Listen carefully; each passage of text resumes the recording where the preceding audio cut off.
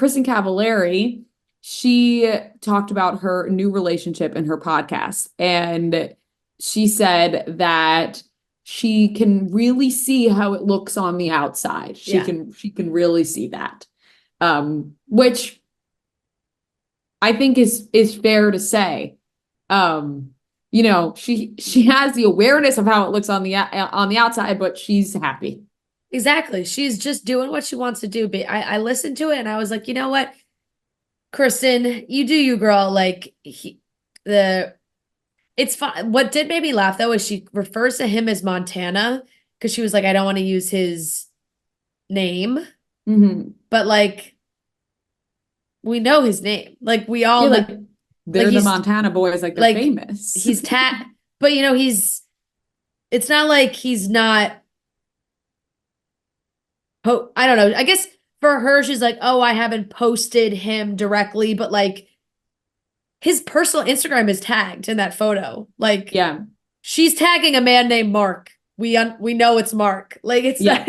So she's like, well, I haven't used his name, so I'm going to call him Montana. I was like, okay. Anyway, Mark is the one this is what podcasters love doing these days. I know, giving their men nicknames. Their men nicknames instead of just calling them by their name that we all know their name. Right, like Alex Earl for so long was calling Braxton Berrios NFL man while he's in the videos and everything. It's like, we know that's Braxton Berrios. Yeah. Like, you know what I mean?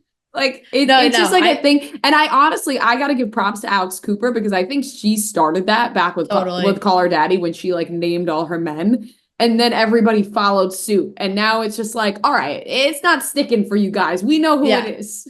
Like, I mean, it's one thing if it was a mystery guy who wasn't just blatantly tagged on her Instagram. Yes, like, it's, you know. Different if you're talking about a guy that nobody's ever seen his face and you just met up with somebody and you want to give him a name.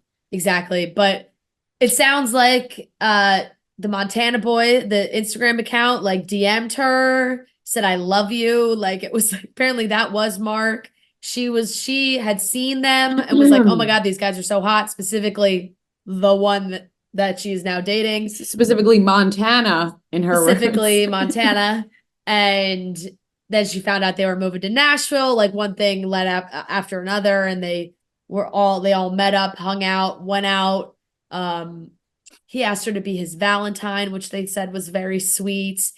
And I mean, they're dating, and she does the show with, you know, her friend Justin, and Justin was like, you know, who knows how long it could be a year, it could be 5 years, it could be forever, it could be 6 months, like whatever, like you're happy right now. But apparently her kids love him. He comes over, he texts with her sons, he plays basketball with her son. I they can relate to him. I was like, her sons probably think he's cool as fuck, you know, like you know, that's like his sons probably think he's super cool. And I mean, it all sounds like he's treating her very well. And have you ever seen really sweet? It was honestly very sweet. Like she seemed super happy and was like, it sounds like she's dated a lot of older guys with like massive egos who can't handle, they're like just jaded and all this stuff. And this is a younger guy who like is really dedicating him, like really putting a lot into it, really showing her how special she is. And she's feeling really great. So I was like, you know what? Freaking good for you, Kristin.